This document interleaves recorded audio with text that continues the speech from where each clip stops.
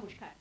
16ই ফেব্রুয়ারি ত্রিপুরা বিধানসভা নির্বাচন এবং সেই নির্বাচনকে কেন্দ্র করে রাজ্যের 60টি আসনের মধ্যে প্রায় প্রত্যেকটি আসনে বহুমুখী লড়াই হচ্ছে। সেই লড়াইয়ে প্রত্যেকেরই দাবি জিতবো আমরাই। তবে জয়ের হাসি শেষকে হাসবে বা জয়ের মালা কে পড়বে সেটার জন্য অবশ্যই অপেক্ষা করতে হবে আমাদের 2রা মার্চ পর্যন্ত। আজকে আমাদের কুরুক্ষেত্র আয়োজন, যেটা আপনারা জানেন বিধানসভা নির্বাচনকে সামনে রেখে সবচেয়ে বড় সম্প্রচার। আমরা রয়েছি গোমতী জেলায়, আমরা রয়েছি উদয়পুরে। আমাদের আজকের যারা অতিথিরা রয়েছেন, চলুন তাদের সঙ্গে প্রথমেই একবার পরিচয় সেরে নেব। একেবারে আমার বাদিক থেকে যদি দেখি, আমাদের সঙ্গে রয়েছেন কংগ্রেসের পক্ষ থেকে উত্তম পাল, স্বাগত আপনাকে। ধন্যবাদ।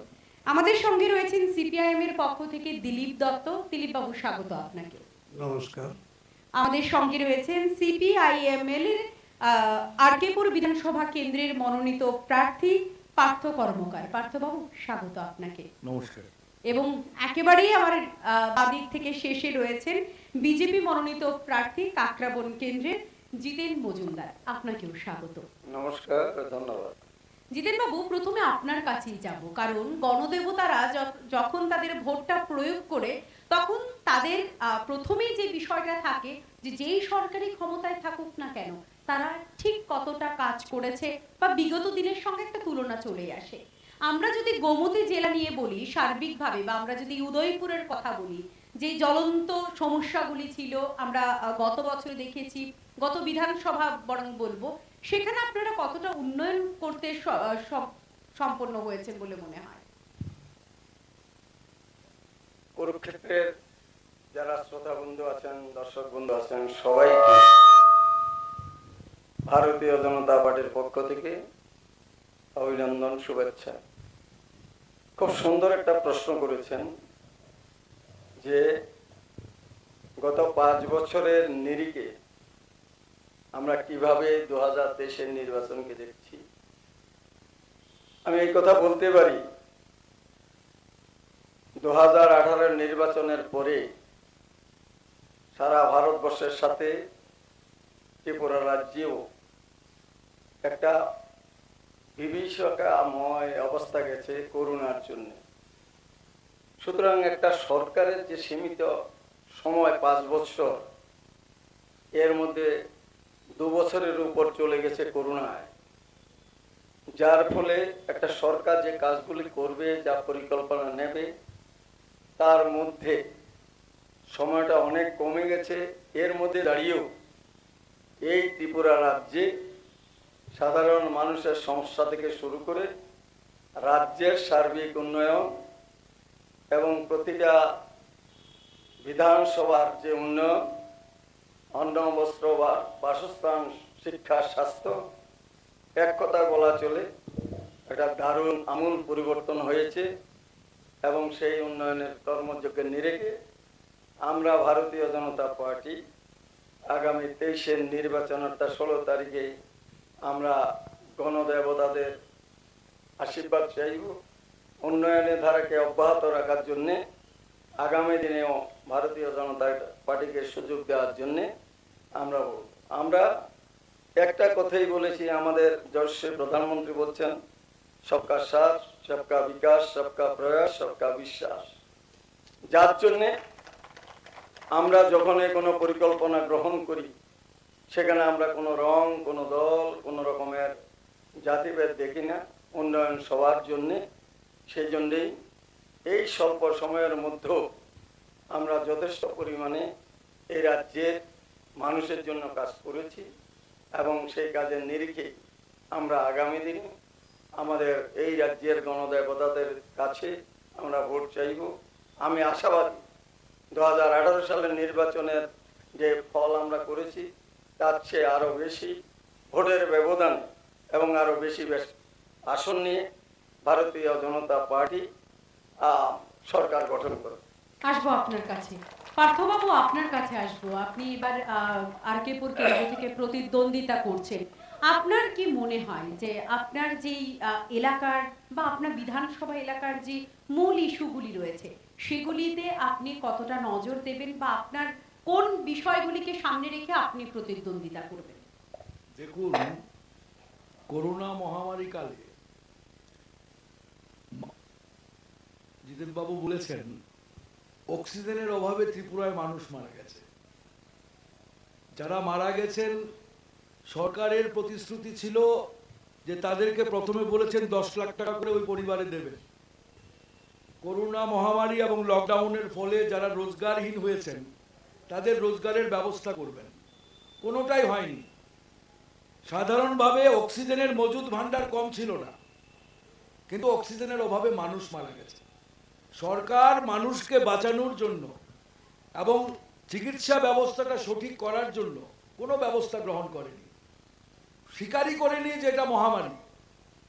উনি কেন, কেন্দ্রীয় সরকার স্বয়ং প্রধানমন্ত্রী স্বীকার করেননি প্রথমে এটা মহামারী, যে কারণে আমাদের ভারতবর্ষের এই মহামারী এত ব্যাপক বিস্তার লাভ করেছে। যদি সরকার সতর্ক হতো এইভাবে মহামারী ছড়াতো না। আমি আরকেপুরের কথা বলবো যে আরকেপুর এবং সারা রাজ্য আজকে বেকার যুবকদের আজকে একটা বিস্ফোরক অবস্থা। কোনো কাজ নেই, কোনো সরকারি চাকরির সুযোগ নেই।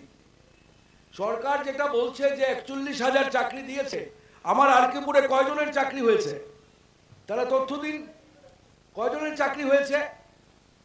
চাকরির দরজা বন্ধ করে দেওয়া হয়েছে। হ্যাঁ, যে চাকরিগুলো দিচ্ছে বিভিন্নভাবে ঠিকা প্রথায় আউটসোর্সিং করে বাইরে থেকে কোম্পানি এনে ঠিকা প্রথায় চাকরি দেওয়া হচ্ছে। সরকারি ওল্ড পেনশন স্কিম তুলে দেওয়া হয়েছে। হ্যাঁ, সরকারি কর্মচারীদের ডিএ রিএম্বার্সমেন্ট, মেডিকেল রিএম্বার্সমেন্ট তুলে দেওয়া হয়েছে। আজকে যারা স্বসহায়ক দল মহিলার কথা বলছেন তারা, আমি বলছি আপনাকে, প্রায় ধরুন 4,000 কোটি টাকার মতো ঋণ দিয়েছে সরকার। হ্যাঁ, কিন্তু সিডি রেশিওটা কত? এই ঋণ নিয়ে মানুষ ভোগ ব্যয় নির্বাহ করতে পারছে না। রোজগারহীন মানুষ 336 কোটি টাকা ব্যাংকে ফেরত দিতে পেরেছে, যে জমা করেছে তারা ব্যাংকে টাকাটা, আর 4,000 কোটি টাকা ঋণ। এই যদি ক্রেডিট রেশিও হয়, সরকার বলছে এটা দিয়ে মানুষ স্বরোজগারী হয়েছে, মানুষ ভোগ ব্যয় নির্বাহ করতে পারছে না এই ঋণ গ্রহণ করে। কাজেই স্বসহায়ক দলের মহিলাদের ঋণ দিয়ে, বেকারদের ঋণ দিয়ে তারা যে রোজগারের কথা বলছেন, এটা কিন্তু রোজগার নয়। হ্যাঁ, অর্থনীতির ভাষায় রোজগার তখনই হয় যখন সরকারি ক্ষেত্রে বিনিয়োগ বাড়ে। সরকারি বিনিয়োগ বন্ধ করে দিয়ে, সরকারি খাতে টাকা বন্ধ করে দিয়ে আজকে তারা মানুষকে ঋণ দিয়ে বলছে মানুষের রোজগার বেড়েছে। মানুষের রোজগার কমেছে। ডিএসটি, নোটবন্দি, খুচরা ব্যবসা, কৃষি বাজার মানুষের রুটি রুজির পথ বন্ধ করে দিয়েছে। রেগায় কাজ নেই। আজকে প্রত্যেকটি মানুষের, কি ব্যবসায়ী, কি ক্ষুদ্র দোকানদার, কি সরকারি কর্মচারী, কি গ্রামীণ মহিলা, শ্রমজীবী মানুষ, প্রত্যেকের রোজগার কমেছে এবং মানুষ অর্থনৈতিকভাবে বিপর্যয়ের মুখে। করোনা মহামারীকে কেন্দ্র করে আমি আপনাকে বলছি, আগামী এক সপ্তাহের মধ্যে অর্থনৈতিক সমীক্ষা প্রকাশিত হবে। কেন্দ্রীয় সরকার বলতে পারছে না যে জিডিপির হার কত হবে, এবং যেভাবে গত 1.5 বছর ধরে ক্রমাগত জিনিসপত্রের দাম বেড়েছে, একটি জিনিসের দাম সরকার কমাতে পারেনি। অর্থমন্ত্রী এবং যারা অর্থনৈতিক উপদেষ্টা আছেন তারা এখন এই আজকে 15 দিন পরে বাজেট হবে, দেশের বাজেট, সরকার বলতে পারছে না যে জিনিসপত্রের দাম কমবে কিনা, সরকার বলতে পারছে না যে কর্মহীন মানুষ রোজগার পাবে কিনা। সারা দেশের অর্থনীতি একটা সামগ্রিকভাবে গভীর সংকটের মধ্যে, মন্দা গ্রাস করেছে ভারতের অর্থনীতিকে। এখন তারা বলছেন উন্নয়নের ধারা। এটা তো উন্নয়নের ধারা নয়, এটা অন্ধকারের ধারা। সারা দেশ অন্ধকার, একটা চোরা বালিতে আটকে গেছে দেশের অর্থনীতি। মানুষের জীবনের স্বপ্ন, বেকারের স্বপ্ন ভেঙে চুরমার হয়ে গেছে। দেশের অর্থনীতি বিপর্যস্ত, আর তারা এখন হিন্দু মুসলিম করছেন, বিভাজনের রাজনীতি করছেন। রাজধন্যগরে কি হয়েছে আমার আরকেপুরের মধ্যে, জবাব দিন আপনারা। যারা সারা রাত ব্যাপী সাম্প্রদায়িক দাঙ্গা করার জন্য উস্কানি দিয়েছে, তারা কেন গ্রেফতার হয়নি?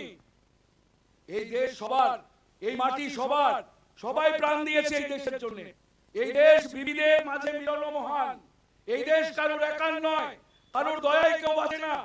আমরা কেউ প্রজা নই, আমরা নাগরিক। প্রজাতন্ত্র চালু হয়েছে, প্রত্যেকের অধিকার ভোটাধিকার থেকে শুরু করে ভিন্ন মত প্রকাশ অধিকার আমাদের প্রতিষ্ঠিত করতে হবে। আরকেপুরের কোনো মানুষের গত 5টা বছরে যতগুলো নির্বাচন হয়েছে কেউ ভোট দিতে পারেনি।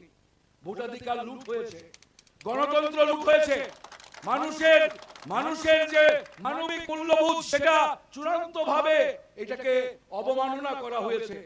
কাজেই মানুষের অধিকারের জন্য দেশের প্রজাতন্ত্র, দেশের গণতন্ত্র, দেশের ঐক্য সংহতি, দেশের ঐক্যকে রক্ষা করার জন্য এবারের ভোট অত্যন্ত গুরুত্বপূর্ণ। আমি বলবো উদয়পুরের উন্নয়নের কথা আপনি বলছেন, এই যে সুসাগর জলা অপরিকল্পিতভাবে রেল লাইন হওয়ার ফলে প্রায় 2000 কানি জমি জলের তলায়। যিনি আজকে কৃষিমন্ত্রী, ওনার প্রতিশ্রুতি ছিল উনি এই জমিগুলোকে আবাদ করবেন। রেল লাইন থেকে উদয়পুরের মানুষ, শহরের মানুষ রেল লাইনের সুবিধা পায় না, কোনো রাস্তা নেই। এক রাস্তা করার কথা ছিল, প্রতিশ্রুতি ছিল, রাস্তা হয়নি শহর থেকে যাওয়ার। উদয়পুরের এই যে জগন্নাথ দিঘি, যেটা বামফ্রন্ট সরকারের আমলে প্রকল্প চালু হয়েছে, এটার ভেতরে এখনো 1.5 মিটার বর্জ্য পড়ে আছে, এটা এখনো সংস্কার হয়নি। আসবো আপনার কাছে, বুঝতে পারলেন? কাজে উন্নয়ন হয়নি, অন্ধকারের রাজত্ব চলছে, এটা আমি বলবো। যারা দলীয় কাজে এই অন্ধকারের হাত থেকে বাঁচতে হবে আমাদের। পার্থবাবু, আসবো আপনার কাছে। যারা দলীয় কর্মী সমর্থকরা আছেন, আপনাদের প্রতি আমার একটা বিশেষ বার্তা। আমি আপনারা যদি একটু সংযত হয়ে শোনেন, তবে আমি কথাটা বলবো, অনুষ্ঠানটি চালিয়ে যাব। আপনারা যারা দলীয় কর্মী সমর্থকরা রয়েছেন, আমরা কুরুক্ষেত্রের গোটা টিম এসেছি। আপনাদের যারা নেতা এখানে বসে আছেন, যারা আপনাদের দলকে নেতৃত্ব দিচ্ছেন, তাদের কথা সাধারণ মানুষের কাছে পৌঁছে দিতে, সাধারণ মানুষের বার্তা তাদের কাছে পৌঁছে দিতে। আপনারা যদি একজনকে বাহবা, কোনো দলকে বাহবা, কোনো দলকে ছিছি করতে থাকেন, সেখান থেকে নেওয়া যাবে না। এবং অবশ্যই আমার একটি ব্যক্তিগত অভিজ্ঞতা আমি শেয়ার করব। এই মঞ্চে 2018-তে যখন আমি অন্য একটি অনুষ্ঠান করতে আসি, তখন এখান থেকে কিন্তু আমাদের আঘাতপ্রাপ্ত হতে হয়। দয়া করে আপনারা সংযত থাকবেন, এই যাতে ইতিহাসের পুনরাবৃত্তি না হয়। প্লিজ আপনারা সংযত থাকবেন, সেটা একটা আপনাদের কাছে অনুরোধ থাকবে। তবেই আপনাদের নেতৃত্বের কথা আমরা শুনতে পারবো, না হলে আপনারা কথা বলুন, আপনারা সামনে আসুন, আপনাদের কি ইস্যু রয়েছে। যাবো দিলীপ বাবু আপনার কাছে। মন্দির নগরী উদয়পুর, পুরনো রাজধানী, আমরা যদি দেখি যে রাজ্যের রাজধানী, সেই জায়গায় এই গোটা গোমতী জেলার মধ্যে আপনারা ঠিক কতটা উন্নয়ন করতে পেরেছেন, বিগত 5 বছরে কতটা উন্নয়ন হয়েছে, সেটা আপনার নজরে কেমন, জানবো আপনার কাছ থেকে। তো নমস্কার সবাইকে, ধন্যবাদ জানাই কুরুক্ষেত্র 2023 7টা চ্যানেলের যৌথ উদ্যোগে যে প্রোগ্রাম এখানে চলছে। আমি আমাদের বামফ্রন্টের পিরিয়ডে উন্নয়ন কি হয়েছে প্র্যাকটিক্যালি আমার বলার অপেক্ষা রাখে না, কারণ উন্নয়ন যে হয়েছে 18 সালের নির্বাচনে বিজেপি লিডার,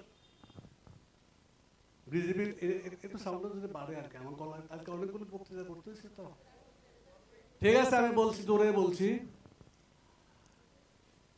18 সালের নির্বাচনের প্রাক মুহূর্তে মাননীয় প্রধানমন্ত্রী সহ কেন্দ্রীয় মন্ত্রী, বিজেপির নেতৃত্ব যারা ত্রিপুরাতে এসেছিলেন, বামফ্রন্টের 25 বছরে ত্রিপুরার যে উন্নয়ন হয়নি এই কথাটা কেউই বলেননি। ওনারা এটাই বলেছিলেন যে আমরা ডাবল ইঞ্জিন সরকার, হীরা সরকার, মানিক না হীরা চাইয়ে, হীরা সরকার যদি ত্রিপুরা রাজ্যে আসে ডাবল উন্নয়ন হবে। 18 সালের আগে উন্নয়ন হয়নি, খোদ প্রধানমন্ত্রীও এ কথা বলতে পারেননি। সেকেন্ড কথা হলো যে আমি মাননীয় জিতেন বাবু প্রার্থী, উনি যে কথাগুলি বললেন এটা একটা অজুহাত। ত্রিপুরার উন্নয়ন কেন করতে পারেনি, এই জন্য উনি দাঁড় করিয়েছেন করোনা। তা আমি বলবো করোনার জন্য কি করেছে সরকার। পার্থবাবু বলেছিলেন ত্রিপুরা, এবং এটা যে কথাটা মাননীয় তৎকালীন মুখ্যমন্ত্রী বিপ্লব দেব, আপনারা কথা বলুন, আপনারা যারা বলছেন আপনারা এসে কথা বলুন, আপনাদের নেতৃত্বরা চুপ থাকুক। এইভাবে অনুষ্ঠান চালানো যায় না, সেটা বলার জন্য দায়িত্ব আপনার নয়। ত্রিপুরার বিজেপি বন্ধুরাও জানে না। সেই জায়গায় এই একটা টিভির সামনে মাননীয় মুখ্যমন্ত্রী বলেছিলেন, ত্রিপুরা রাজ্যে যদি কোনো মানুষ করোনা আক্রান্ত হয়ে মারা যান, আমার রাজ্য সরকার থেকে 5 লাখ, কেন্দ্রীয় সরকারের স্বাস্থ্য দপ্তর থেকে 5 লাখ 10 লাখ টাকা দেওয়া হবো। আমি বিজেপি বন্ধুদের কাছে, ত্রিপুরা উদয়পুরের জনগণের কাছে জানতে চাইবো বিনয়ের সঙ্গে, এখানে অনেক লোক করোনা মারা গেছেন, একজন লোক 10 লক্ষ দূরের কথা 10 পয়সা পেয়েছেন এরকম প্রমাণ কেউ দিতে পারবেন কিনা? 10 পয়সা দেয়নি। একটা মুখ্যমন্ত্রীর কথা যদি এরকম হয়, 2 নম্বর ওনারা একটা ব্যাগের মধ্যে কি দিয়েছিলেন, মুখ্যমন্ত্রী ঘোষণা করেছিলেন এটা থাকবে সেটা থাকবে এই থাকবে, সেই ব্যাগের মধ্যে আমরা দেখলাম এক পৃষ্ঠে আছে প্রধানমন্ত্রী বড় একটা ছবি, আর পৃষ্ঠের মধ্যে আছে আমাদের তৎকালীন মুখ্যমন্ত্রী বিপ্লব বাবুর একটা ছবি, ভিতরে ডাল থাকলে পেঁয়াজ নাই, পেঁয়াজ থাকলে আলু নাই, এই সমস্ত মানুষের সঙ্গে করা হয়েছে। সবচেয়ে বড় সারা পৃথিবীর সামনে আমার ভারতবর্ষটাকে এতই করেছে।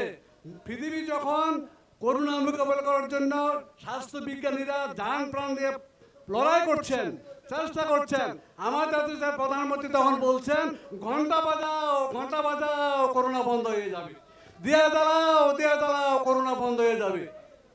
পৃথিবীর মানুষ অবাক হয়ে হাসাহাসি করছেন, এই কি ভারতবর্ষ, ঘন্টা বাজালে করোনা চলে যায়? তাহলে হাসপাতাল কেন, ডাক্তার কেন, নার্স কেন, অক্সিজেন কেন?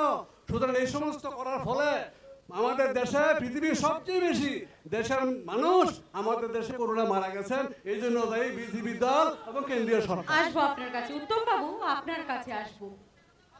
আপনারা এবার বিধানসভা নির্বাচনে রাজ্যের ইতিহাসে নতুনভাবে একটা অধ্যায় শুরু করলেন, আসন সমঝোতাতে গেলেন, সেই বিষয়ে আপনার কি বক্তব্য? আপনার জেলার মানুষেরা এটা ঠিক কিভাবে নিচ্ছে? প্রথমে কুরুক্ষেত্র টিভি চ্যানেলের সমস্ত সাংবাদিক বন্ধুদেরকে এই সুন্দর অনুষ্ঠান করার জন্য ধন্যবাদ। তৎসঙ্গে আমাদের আজকের এই মঞ্চে যারা যারা উপস্থিত হয়েছেন, বিভিন্ন দলের রাজনৈতিক দলের নেতৃত্ব থেকে শুরু করে এবং বিভিন্ন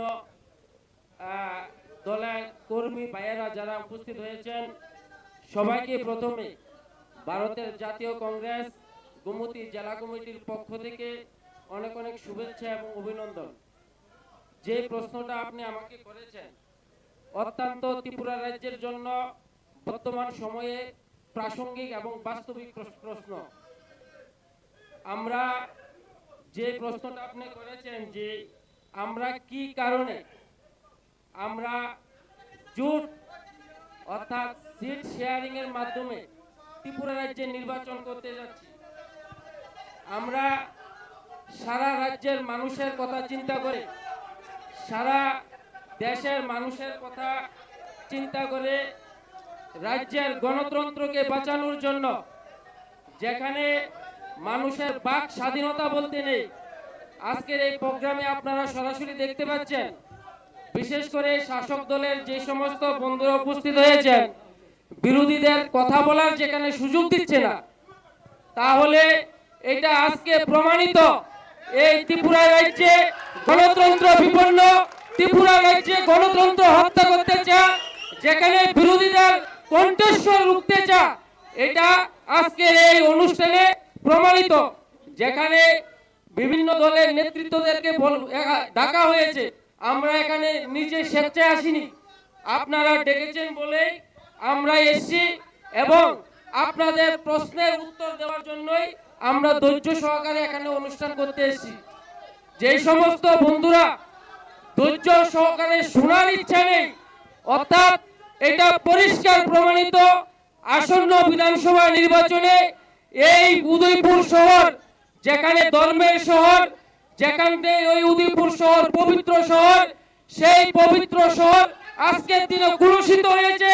সেই পবিত্র শহরকে সুন্দরভাবে পবিত্র শহরের মানুষকে সুশাসন দেওয়ার জন্য ভারতের জাতীয় কংগ্রেসের যিনি প্রার্থী হয়েছেন, সেই প্রার্থীকে এই উদয়পুরের শহরের মানুষ হাত চিহ্নে ভোট দিয়ে বিপুল ভোটে জয়যুক্ত করে এই উদয়পুরের মানুষকে সুন্দর একটা শহর, সুন্দর প্রশাসন হাতে তুলে দেবেন, এটা কংগ্রেস দলের পক্ষ থেকে পরিষ্কারভাবে বলতে চাই এবং অত্যন্ত বিশ্বাসের সঙ্গে বলতে চাই, উদয়পুর যেভাবে কুলসিত আজকে, উদয়পুরের মানুষ যেখানে কথা বলতে পারে না, উদয়পুরের রাজনৈতিক দল, বিরোধী রাজনৈতিক দল যেখানে মিছিল মিটিং করতে পারে না, সেই সমস্ত মানুষদেরকে রক্ষা করার জন্য, উদয়পুরের গণতন্ত্রকে উদ্ধার করার জন্য, উদয়পুরের বেকারদের কর্মসংস্থানের জন্য, উদয়পুরের সার্বিক উন্নয়নের জন্য যেখানে আমরা অনুষ্ঠানটা করছি, এই অনুষ্ঠানের সামনে জগন্নাথ দেবী কত হাজার কোটি টাকা ঘোটালা প্রত্যেক দিন পত্রিকার মধ্যে, প্রভাত ফেরির মধ্যে ছাপাও আকারে বেরিয়ে যাচ্ছে, হাজার হাজার টাকা ঘোটালা। তার পুষ্টিকরণ আমরা চাই শাসক দলের কাছে, তার পুষ্টিকরণ চাই। কেন? কিসের উন্নয়ন? যেখানে এতই আপনারা উন্নয়ন যদি আপনারা করে থাকেন, তাহলে বিরোধী দলের উপর কেন আক্রমণ হবে? কেন বিরোধী দলের প্রোগ্রাম করতে দেওয়া হয় না? আজকে এই সবাই দাঁড়িয়ে যিনি শাসক দলের প্রতিনিধি রয়েছেন, সেই শাসক দলের প্রতিনিধির কাছে পুষ্টিকরণ চাই। আসবো আপনার কাছে জিতেন বাবু, আবারও আপনার কাছে যাব। আপনার কাছে যে প্রশ্নটি আমার রাখার রয়েছে, ভিশন ডকুমেন্ট, আমরা বিভিন্ন জায়গায় অনুষ্ঠান করতে গিয়ে দেখেছি বিরোধীদের তরফ থেকে একটা অভিযোগ আসছে যে ভিশন ডকুমেন্টের প্রতিশ্রুতি পূরণ হয়নি, অথচ শাসক দল বরাবরই দাবি করছে যে তারা ভিশন ডকুমেন্টের 95% পূরণ করেছে। আপনার চোখে সেটা কি? ধরুন, আমার দুর্ভাগ্য, পার্থবাবু একজন ভালো রাজনীতিবিদ, উনি যে তথ্যগুলি দিলেন যে ত্রিপুরা রাজ্যের উন্নয়ন, রেল লাইন, গ্যাস নেই, অর্থাৎ রোগী মারা গেছেন, আমি ওনাকে বলতে চাই স্বাস্থ্য পরিকাঠামোটা কি অবস্থায় আপনারা রেখে গেছেন। বামফ্রন্ট আসার পরেই করোনা, যেটা শুধু ভারতবর্ষে নয় সারা পৃথিবীর মানুষ যখন এই ধরনের একটা অদৃশ্য মহামারীর ঘটনা চলছে, তখন তিনি বলছেন অক্সিজেন নেই, কোনো ডাক্তার হয়নি। আমার আরেক বন্ধু বলছেন ঘন্টা বাজিয়েছেন, তাহলে আবার সেই বন্ধু করোনার ভ্যাকসিন নেননি, ভ্যাকসিনটা আমার শরীরে যায়নি। এবং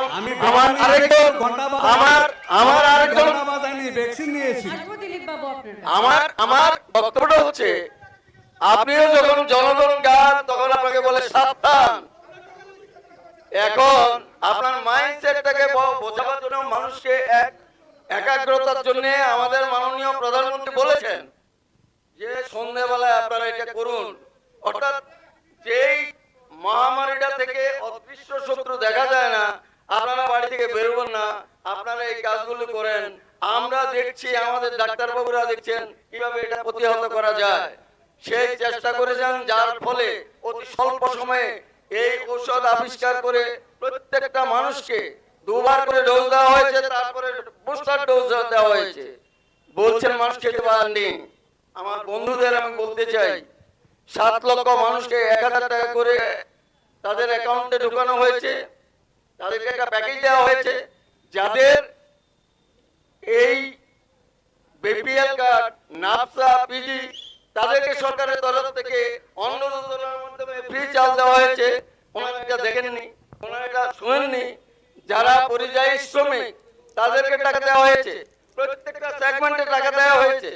সারা ভারতবর্ষ করোনাকে প্রতিহত করার জন্য সারা পৃথিবীর মধ্যে একটা দৃষ্টান্ত স্থাপন করেছে। এবার আমি আসবো, আরে এই সময় তো রেল লাইন হয়েছে, আর উনি বলছেন রেলের জায়গায় অনেক জমি নষ্ট হয়েছে। আপনাদের সময় রেলে আসেনি, জমি নষ্ট হবে কোথা থেকে? আপনারা, আমি 1982 সালে আমাদের শ্রদ্ধা বিরোধী দলের নেতা মানিক সরকার, ওনাকে সাথে নিয়ে আমি তখন দলে ছিলাম। আমরা রেল লাইনের জন্য দিল্লি গিয়ে বোট ক্লাবে ধর্ণা দিয়েছি, আন্দোলন করেছি, কিন্তু একটা নাট বল্টু আনতে পারিনি। আর এখন চোরাইবাড়ি থেকে আরম্ভ করে সাবরুম রেল হয়েছে, সাবরুম পর্যন্ত রেল হয়েছে। 6টা রেল ত্রিপুরা রাজ্য থেকে ত্রিপুরা রাজ্যের বাইরে যাচ্ছে, ওনারা দেখেননি। আমাদের পরিকাঠামোর উন্নয়ন ওনারা দেখেননি, ন্যাশনাল হাইওয়ের উন্নয়ন তারা দেখেননি, গ্রামে গ্রামে কিষাণ সম্মান নিধি থেকে শুরু করে সমস্ত কিছু ওনারা দেখেননি। সুতরাং যারা দেখে না দেখার ভান করেন, আর যারা 25 বছরের একটানা শাসনের এই যে অপক্ষয়, সেটা থেকে থেকে এমন অবস্থায় চলে গেছেন, যারা বলছেন বিরোধীদের কন্ট্রোল করা হয়। আমার পরিষ্কার মনে আছে, আমি আগের কথা বলবো না, 93 থেকে 18 সাল বাদ দিলে পরে প্রতিটা নির্বাচনে বলে নির্বাচন উত্তর সন্ত্রাস, বাড়ি ঘরে মানুষ থাকতে পারে না, এমন একটা পরিস্থিতি। গণতান্ত্রিক রাষ্ট্র ঠিক, আমরাও বলি, আপনারা বলছেন, আমি মেনে নিচ্ছি, কিন্তু এক একটা নির্বাচনের পরে কেন বিরোধীদের পাঠ্যপুস্তকে পড়ানো হলো, কেন তাদের বাড়িতে থাকতে দেওয়া হলো না, কেন মানুষের উপর অত্যাচার হলো? আপনারা কি জবাব দেবেন? আপনারা বলছেন গণতন্ত্র নেই। কোন গণতন্ত্রের নমুনা হলো বিচ্ছন্ন মনো? কোন গণতন্ত্রের নমুনা? জবাব দেবেন কি আপনি? 14 জন মানুষকে দিনে দুপুরে 12 অক্টোবর 1988 সাল বিচ্ছন্ন মনোতে 12 জন, শ্রীরাম পাল এডিসির একজন মন্ত্রী ছিলেন, ওনার দেহরক্ষী 2 জন, উনি সহ 14 জন লোকের প্রাণহানি হলো। কি জবাব দেবেন? গণতন্ত্রের জন্য মানুষ বলি হয়। আপনাদের বিধায়ক, আপনাদের মন্ত্রী, আমাদের স্বাস্থ্যমন্ত্রী বনে চলে গেল, ফিরে এলেন না, তার কোনো হদিশ নেই। কংগ্রেসের বিধায়ক, সিপিআইএম এর বিধায়ক দিনে দুপুরে আগরতলা সদরে যিনি এসডিএম ছিলেন সুখরাম দেববর্মা, ওনাকে হত্যা করা হলো। কোথায় ছিল গণতন্ত্র?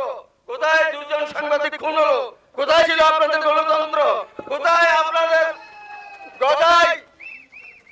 সিপিএম হারাতে কংগ্রেস খুন, কংগ্রেসের হাতে সিপিএম খুন, আর আজকে আপনারা যৌথ স্বাক্ষর করছেন যে ত্রিপুরা রাজ্যে গণতন্ত্র উদ্ধার করার জন্য। আপনারা বলছেন গণতন্ত্রের কথা, আপনারা গণতন্ত্রের কথা বলছেন। কোন গণতন্ত্র?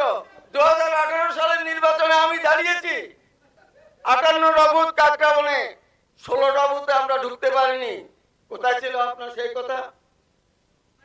হিয়ারিং এর নামে 14 অক্টোবর আমার বাড়ির সামনে আমাকে পিটিয়ে রক্তাক্ত অবস্থা, আমি হাসপাতালে যাই। আপনাদের গণতন্ত্রটা কোথায় ছিল? কোথায় ছিল গণতন্ত্র? নিবেন্দ্র বিশ্বাস খুন হয়েছে, ডেড বডি পাওয়া যায়নি। শিশির বাসা খুন হয়েছে, ডেড বডি পাওয়া যায়নি। খুনে খুনে একাকার, সারা রাজ্যে খুন, আর আপনারা গণতন্ত্রের কথা বলছেন। কংগ্রেস আর বলছেন ঘোটালার কথা, আপনারা বলছেন ঘোটালার কথা। 14 সালে নরেন্দ্র মোদী প্রধানমন্ত্রী কুর্সিতে বসেন, এরপরে একজন প্রধানমন্ত্রী থাকতো দূরের কথা, একজন মন্ত্রী, একজন এমএলএ এই রাজ্যের, কারো বিরুদ্ধে কোনো স্ক্যান নেই। আপনারা বলছেন স্ক্যান, আপনারা স্ক্যান দেখছেন, কারণ আপনাদের চোখের মধ্যে স্ক্যান ছাড়া কিছু দেখেন না। সুতরাং উন্নয়ন দেখবেন কি করে? আমি সারা গুরু গোবিন্দ 7জন এমএলএ কেন বিজেপি ছাড়লো, এটাও জবাব দিন না। আমি শুধু একটা কথা বলতে চাই, সারা গোমতী জেলার উন্নয়নের কথা যদি আমি বলতে যাই, তাহলে সারাদিন চলে যাবে। শুধু আমি কাকরাবন থেকে যা উন্নয়ন হয়েছে আপনাদের 25 বছরে, আশীর্বাবু তো গঙ্গা শুধু স্নান করে কাকরাবনে মাথা সেই মুন্ডন উন্নয়ন, করেছেন, বিজেপি সারা গোমতী জেলা সেই উন্নয়ন হয়নি। সুতরাং আপনারা উন্নয়ন দেখেন না। আশীর্বাবু মাথা মুন্ডন করে পাশিত করেছেন, কেন বিজেপি দলের এমএলএ হলেন, এগুলিও বলেন। অনুরোধ করব, আসবো আপনাদের কাছে। পার্থবাবু, আপনার কাছে যাব। আপনার কাছে এত কথা বললেন, মেডিকেল কলেজগুলি কোন আমলে হয়েছে? ত্রিপুরাতে দুটো মেডিকেল কলেজ। দিলীপবাবু, আর আপনাকে আর সময় দেওয়া বোকাও হবে। হাসবে যদি কেউ বলে যে বিজেপি আমলে মানে হয়েছে, রেলান হয়েছে, বোকাও হাসবে। মানুষ সুস্থ, বোকাও হাসবে। এগুলি সাধারণ মানুষ বলবে, যারা বলে এগুলি বোকার কথা। রেল লাইন বামল, এবং আমি আনন্দিত খুশি যে উনি গিয়েছিলেন রেল লাইনের জন্য দিল্লিতে, আমিও গিয়েছিলাম। উনি লাড্ডু আনতে পারেন, আমি কিন্তু লাড্ডু আনিনি। লাড্ডু উনি ভালোবাসেন হয়তো বা এই জন্য লাড্ডু এনেছেন, আমি লাড্ডু আনিনি। আমি সংগ্রাম করে বলেছি ত্রিপুরা রেল লাইন দিতে হবে, শিল্প দিতে হবে। তখন রাজীব গান্ধী প্রধানমন্ত্রী ছিলেন, আমরা লড়াই করে ডেপুটেশন দিয়ে মানিক সরকারের নেতৃত্বে, উনি কিন্তু সেদিন বলেননি যে লাড্ডু, উনি কিন্তু তখন আমাদের কারাল করে দিল্লির লাড্ডু খেয়েছেন, এই খবর আমাদের কাছে আছে। আসবো পার্থবাবু। পার্থবাবু, আপনার কাছে একেবারে আমার প্রশ্নটা রাখি, তারপরে আপনার সমগ্র উত্তরে যাব। আপনার যে কেন্দ্র আরকিপুর কেন্দ্র, সেখানে দাঁড়িয়ে আপনাদের মূল প্রতিদ্বন্দ্বী কাকে মনে হচ্ছে বা কাকে আপনারা মনে করছেন? মূল প্রতিদ্বন্দ্বী কোন দলকে আপনারা মনে করছেন? আমি আমি প্রথমে একটু একটু আপনার কথার উত্তর দেব, কিন্তু তার আগে একটু বলতে চাইছি যে তথ্যগতভাবে এই যে রেল লাইন, এটা দেবগৌড়া প্রধানমন্ত্রীর আমলে কুমারঘাট থেকে আগরতলা রেল লাইন সম্প্রসারণের টাকা মঞ্জুর হয়েছে। তারপরে ইউপিএর আমলে সাবরুম পর্যন্ত এই রেল লাইনের জন্য টাকা বরাদ্দ হয়েছে। কাজে এই তথ্যটা সঠিক নয়, এক নম্বর কথা। দু নম্বর কথা আমি বলবো যে করোনা মহামারীতে উনি যে ভ্যাকসিনের কথা বলছেন বা বিভিন্ন রকমের প্রস্তুতির কথা বলেছেন, সরকার করেছেন, আমি বলবো যে প্রাক প্রস্তুতি যেটা নেওয়ার দরকার ছিল, চীনের উহানে যখন মহামারী দেখা দেয় তখন ভারত সরকার জানার পরে ভারতের যিনি বিদেশ মন্ত্রকের দায়িত্ব ছিলেন এই জয়শঙ্কর প্রধানমন্ত্রী এবং স্বরাষ্ট্রমন্ত্রীকে পরামর্শ দিয়েছিলেন যে প্রস্তুতি নেওয়ার জন্য, কিন্তু তখন কোনো প্রস্তুতি না নেওয়ার ফলেই ভারতবর্ষ যদি প্রস্তুতি নিত এত বড় মহামারী হতো না।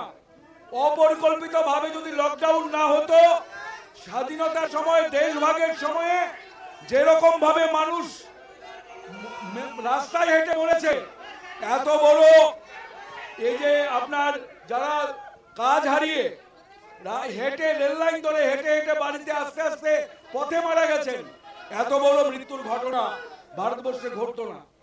তৃতীয়ত আমি বলবো যে উন্নয়নের কথা তিনি বলছেন, আমি বলবো যে 5 বছর 4 মাস মুখ্যমন্ত্রিত্ব থাকার পরে প্রথম মুখ্যমন্ত্রী বিপ্লব দেবকে কেন বাদ দেওয়া হলো, এর জবাবটা দেবেন তারা? অবশ্যই দেব, অবশ্যই দেব, অবশ্যই দেব, অবশ্যই দেব। আমাদের মুখ্যমন্ত্রী বাদ দেওয়ার পেছনে এমন কোনো ঘটনা নাই, আমাদের দলের সিদ্ধান্ত, আমাদের দলের সিদ্ধান্ত এমন নয়। আপনি যদি আপনার কাছে যখন আসবে ত্রিপুরায় অন্ধকার না হয়ে থাকে, ত্রিপুরায় দুর্নীতি না হয়ে থাকে, তাহলে মুখ্যমন্ত্রীকে কেন বাদ দেওয়া হয়েছে? ডক্টর মাননীয় মানিক সাহাকে কেন মুখ্যমন্ত্রী করা হয়েছে? এটা জবাব দিন। মানুষ জানতে চায়, ত্রিপুরার মানুষ। এটা আমাদের দলীয় ব্যাপার, এটা আমাদের দলীয় ব্যাপার হয়ে থাকে। আসবো। হ্যাঁ, এবং আমি বলবো তিনি যে কৃষকের কথা বলেছেন, আমি আপনাকে বলবো যে আজকে সারা দেশে কৃষিতে যে গভীর সংকট, নরেন্দ্র মোদী সাহেব 2014 সালে প্রতিশ্রুতি দিয়েছিলেন যে 1.5 গুণ দামে এমএসপি তৈরি করবেন। স্বামীনাথন কমিশনের রিপোর্ট অনুসারে কৃষি ফসল 1.5 গুণ দামে কিনবেন। আজকে যে আমার শ্রদ্ধেয় জিতেন বাবু বলছেন যে মির্জায় আক্রমণে অনেক উন্নতি হয়েছে, ধান কেনা হচ্ছে, আজকে সারের দাম 22% বেড়েছে, কীটনাশক ঔষধের দাম 100% বেড়েছে, অথচ 6000 টাকা দিয়ে আর 19 টাকা 40 পয়সা দরে ধান কিনে কৃষক সংকটকে দূর করা যায়নি। আজকে ঐতিহাসিক কৃষক আন্দোলন কেন হয়েছে দেশে? কৃষকের ফসলের ন্যায্য দামের জন্য, কৃষিতে কোম্পানিরা যাতে গ্রাস করতে না পারে, কৃষি যাতে বেসরকারীকরণ না হয়, তার জন্য কিন্তু কৃষক আন্দোলন হয়েছে। কিন্তু সরকার কোনো প্রতিশ্রুতি রক্ষা করেনি। কৃষি আজকেও গভীর সংকটের মধ্যে। কাজেই যে উন্নয়নের কথা তারা বলছেন, এই উন্নয়ন সঠিক উন্নয়ন নয়। কৃষকরা গভীর সংকটের মধ্যে আছে। উদয়পুরে, আরকেপুরে শত শত হাজার হাজার কানি জমি অনাবাদি হয়ে আছে কেন? যদি কৃষকের উন্নতি হয়ে থাকে, জবাব দিন আপনারা। আসছি পার্থবাবু, যে প্রশ্নটা আপনার কাছে ছিল এক বাক্যে উত্তর নেব, যে আপনার মূল প্রতিদ্বন্দ্বী কাকে মনে হচ্ছে, একেবারে এক বাক্যে উত্তর নেব। আমি বলছি কি, শাসক দল ক্ষমতায় ফিরে আসার নৈতিকতা হারিয়ে ফেলেছে, মানুষের বিশ্বাস ভেঙে চুরমার হয়ে গেছে। কাজেই শাসক দল প্রতিদ্বন্দ্বী আর নয়। এখন যে জোট গড়ে উঠেছে, এই জোটের কাছে শাসক পরাস্ত হবে। গ্রামে গ্রামে শহরে মানুষ ঐক্যবদ্ধ হয়েছে, শাসক দল ফিরে আসার কোনো সম্ভাবনা নেই। আজ আমি বলবো জনগণ প্রতিদ্বন্দ্বী, আমি প্রতিদ্বন্দ্বী হিসাবে মনে করি যে শাসক দল আজকে প্রতিদ্বন্দ্বিতার নৈতিকতা হারিয়ে ফেলেছে। ধন্যবাদ। এবার এবার এবার আমার একটি বিনীত অনুরোধ, আপনারা একটু শুনবেন, আপনারা একটু শুনবেন দয়া করে। এখানে আরক্ষা কর্মীরা রয়েছে, তাদেরকেও কাজ করতে দিন। আপনারা একটু শুনবেন দয়া করে। আমরা 60টি বিধানসভা কেন্দ্রে চষে বেড়াচ্ছি, আমরা কাজ করছি। বিশ্বাস করুন এইরকম বিশৃঙ্খল পরিবেশ কোথাও আমরা পাইনি। বিশ্বাস করুন, আপনাদেরও বলছি, এখানে যারা রয়েছেন এরকম বিশৃঙ্খল পরিবেশ আমরা কোথাও পাইনি। আপনারা কি চান যে মন্দির নগরী থেকে এই বার্তাটা টিভির পর্দায় যাক? আপনারা কি চান? আপনি আপনার থেকে ক্ল্যারিফিকেশন দেওয়ার জন্য আপনার নেতৃত্ব এখানে বসে আছেন, আপনারা কেন বুঝতে পারছেন না? সময় আমাদের হাতে মাত্র 1 ঘন্টা। সেই 1 ঘন্টার মধ্যে আমাদের কাছে সম্মানিত অতিথিরা রয়েছেন, এবং যারা অতিথিরা রয়েছেন এখানে, যারা আপনারা রয়েছেন, হয়তো একটা অংশ সাধারণ মানুষ রয়েছেন, বেশিরভাগেরই কেউ না কেউ নেতৃত্বরা এখানে বসে রয়েছেন। আপনি কি আপনাকে বলছি, আপনি কি আপনার নেতৃত্বকে মানেন না? মানে ত্রিপুরা রাজ্যে কি গণতন্ত্র চলছে এখানে থেকে এটা বুঝা যায়? এখানে প্রোগ্রামের মধ্যে বুঝা যায় সারা ত্রিপুরা রাজ্যে বিজেপি সরকারের নেতৃত্বে কি গণতন্ত্র চলছে। দিলীপ বাবু আমি একটু কথা বলি। দিলীপ বাবু আমি একটু সারা কথা ত্রিপুরা বলি। দরকার নাই, এখানে প্রমাণ হচ্ছে কি গণতন্ত্র চলছে। আমাদের কর্মীরা তো চুপ। দিলীপ বাবু একটু আমার কোনো বিশেষ দলের প্রতি কোনো আক্রোশ বা ক্ষোভ বা আমি এখানে কারোর হয়ে কথা বলতে আসিনি। আমার গোটা টিম, জানেন তো, আমরা সকালবেলা বেরিয়েছি। সকালবেলা বেরিয়ে আমরা এই অনুষ্ঠানটি করতে এসেছি। আপনারা যখন এখানে কথা বলছেন, নেতৃত্বের কথা শোনা যাচ্ছে না, আমাদের গোটা যে আয়োজনটা সেটা মানুষের কাছে পৌঁছচ্ছে না। আমরা যদি আমি জিতেন বাবু, আমরা কিন্তু আমাদের মধ্যে সম্পর্ক নষ্ট করছি না। দেখুন আপনারা যদি এইভাবে করতে থাকেন তবে আমরা অনুষ্ঠান প্যাক আপ করতে বাধ্য হব, এবং আপনারা নিশ্চয়ই চাইবেন না যে আপনাদের নেতৃত্বদের কথা মানুষ না শুনো, আমরা এখান থেকে প্যাক আপ করে চলে যাই। যদি আমরা আর কোনো বিশৃঙ্খল পরিবেশ দেখি, কারণ প্রত্যেকটা মানুষের কথা মূল্যবান, এখানে আমরা কোনো বিশৃঙ্খল পরিবেশ চাইছি না। যদি একটা বিশৃঙ্খল পরিবেশের সৃষ্টি হয়, বিশ্বাস করুন আমার টিমের অনুমতি রয়েছে, অনুষ্ঠান আমরা এখানে শেষ করে দেব। যাব দিলীপ বাবু আপনার কাছে, যে প্রশ্ন নিয়ে আমার অনুষ্ঠান শেষ হবে না, অনুষ্ঠান 1 ঘন্টাই চলবে। শুনুন আপনাদের সম্মান দিয়েই আমরা এই কথাটা বললাম তাদেরকে। দিলীপ বাবু, ত্রিপুরা মানুষের লড়াই 23 তারিখ 16 ফেব্রুয়ারি এই যে কাণ্ড কারখানা যারা করে তারা তো এমনি মৃতই, এগুলো মরে গেছে। ত্রিপুরা সরকার নাই এখন, কার সঙ্গে প্রতিদ্বন্দ্বিতা হবে? 23 তারিখ ভোটে 2 তারিখ আমি আপনাকে প্রশ্ন করব নাকি আমি ফিরে আসছে। দিলীপ বাবু আমি কি আপনার কাছে প্রশ্ন রাখবো নাকি উত্তম বাবুর কাছে চলে আসবো? প্লিজ একটু আপনার কাছে যে প্রশ্নটা রয়েছে সেটা হচ্ছে, একসময় আমরা দেখেছি মানিক সরকারকে দেখতে আস্থা বলে মানুষ জড়ো হয়েছে। রাজ্যের প্রত্যন্ত এলাকা থেকে মানুষ হয়তো একটা গেছেন শুধুমাত্র মানিক সরকারের সঙ্গে হাত মেলাবে বলে। সেই মানিক সরকার এবার লড়াইয়ের ময়দান থেকে অনেকটা দূরে, সেটার কারণ নিশ্চয়ই আপনারা দেবেন। সেখানে কি মনে হয় পার্টির কোনো রকম ড্যামেজ আপনাদের নির্বাচনে প্রভাব ফেলতে পারে? এই প্রশ্নটা করার জন্য আপনাকে কিভাবে ধন্যবাদ জানাবো আমার ভাষা নাই। এইটার নামে কমিউনিস্ট পার্টি ক্ষমতার জন্য কমিউনিস্ট পার্টি রাজনীতি করে। আসল রামের কাজ যদি কেউ করে থাকে, রামায়ণে রামচন্দ্রের কাজ যদি কেউ করে থাকে, কমিউনিস্ট রামচন্দ্র ক্ষমতা লোভী ছিলেন না। আগের দিন পরের দিন উনি সকালবেলা রাজা হওয়ার কথা বা পিতৃবাক্য পালন করতে গিয়ে জনগণের স্বার্থে ঘুম থেকে উঠে উনার সীতাকে বকে নিয়ে জঙ্গলে চলে গেছেন। পঞ্চায়েত যেভাবে এখন রামচন্দ্র কিন্তু এরকম করেননি, ভোট ছাড়া পঞ্চায়েত দখল করো, ভোট ছাড়া উদয়পুর পৌরসভা দখল করো। মানিক সরকার আমাদের পার্টির গর্ব উদাহরণ। ক্ষমতার জন্য মানিক সরকার রাজনীতি করে না। জ্যোতি বসু ক্ষমতা ছেড়ে দিয়েছিলেন, আমি ওইখানে মুখ্যমন্ত্রীর পদ আমার দরকার নেই, অন্য একজনকে দায়িত্ব দিন। মানিক সরকারের সেই উদাহরণ তৈরি করলেন।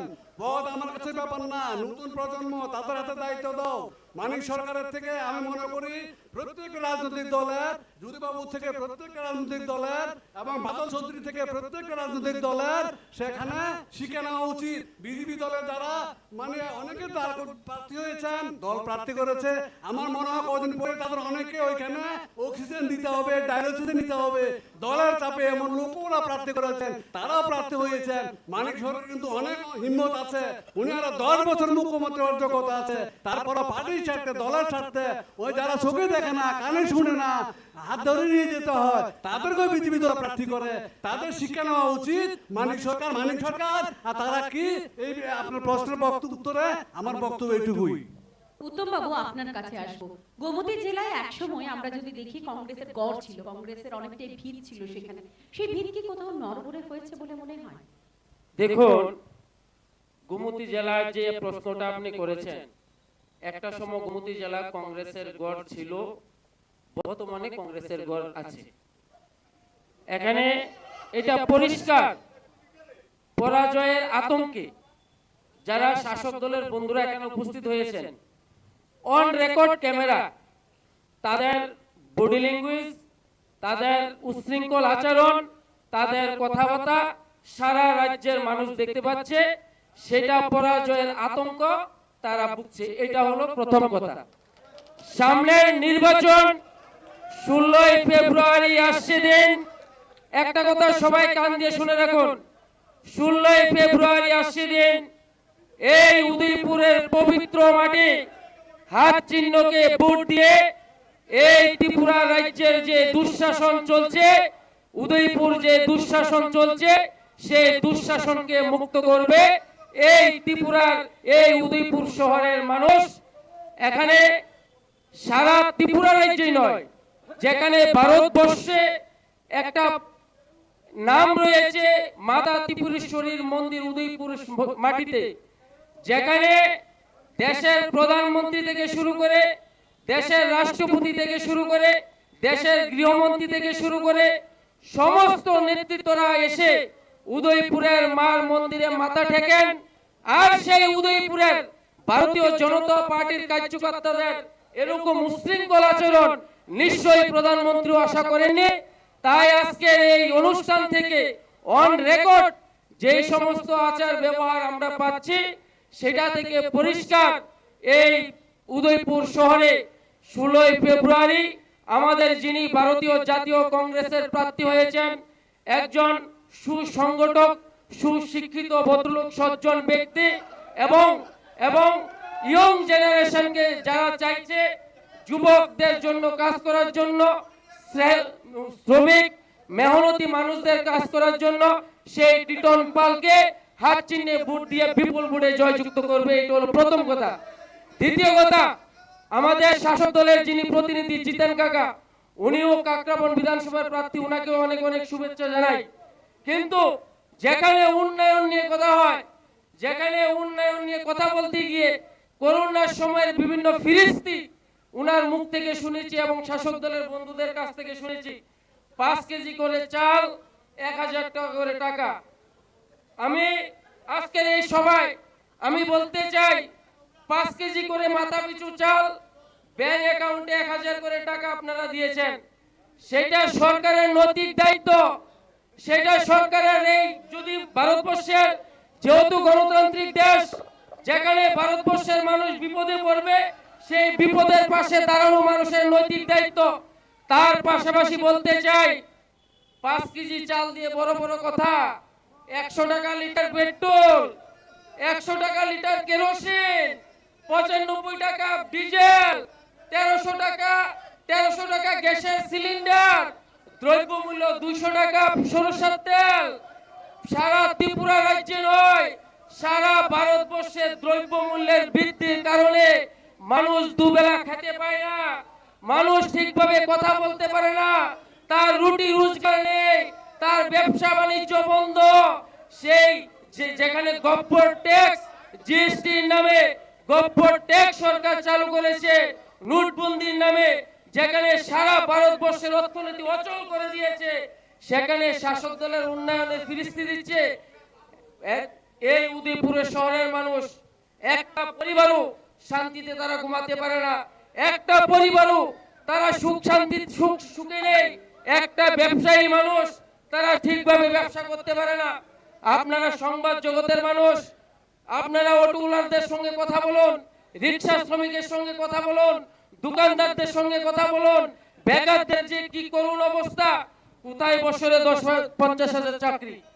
আপনাদের প্রতিশ্রুতি ছিল ভীষণ ডকুমেন্টে বছরে 50,000 বেকারের চাকরি। কোথায় গেল বছরে 50,000 বেকারের চাকরি? কোথায় রেগার 340 টাকা মজুরি গেল? আজকের এই সবাই দাঁড়িয়ে শাসক দলের যিনি প্রতিনিধি রয়েছেন সেই প্রতিনিধিকে পুষ্টিকরণ দিতে হবে। কোথায় গেল 340 টাকা রেগা শ্রমিকদের মূল্য? কোথায় গেল বছরে 200 দিনের রেগার কাজ? কে দিবে? কেন বড় বড় কথা বলে প্রতিশ্রুতি দিয়ে রাজ্যের মানুষকে বোকা বানিয়ে সরকারে প্রতিষ্ঠিত হয়েছেন? আজকে সরকারের ভোট নিয়ে সরকারে ক্ষমতা আসার পর সরকারকে যে আপনারা প্রতিশ্রুতি দিয়েছেন, সমস্ত প্রতিশ্রুতি আপনারা গলা টিপে হত্যা করেছেন। সেটা আজকে এই সবাই দাঁড়িয়ে শাসক দলের প্রতিনিধির কাছ থেকে পুষ্টিকরণ চাই। জিতেন বাবু, এবার আপনার কাছে যে প্রশ্নটি রয়েছে, পাহাড়ে তথা বিশেষ করে আমরা যদি বলি জনজাতি অধ্যুষিত যে এলাকা, সেখানে আপনারা ক্ষমতা দখলে আমরা দেখেছি কখনো তিপ্রা মাথার কাছে দ্বারস্থ হয়েছেন আপনারা, কখনো আবার আইপিএফটির কাছে, যদিও অবশেষে আইপিএফটির সঙ্গে জোট ঘোষণা করে আপনারা তাদের 5টি আসন দিয়েছেন, এটা আপনারা প্রথম দফায় বলেছেন।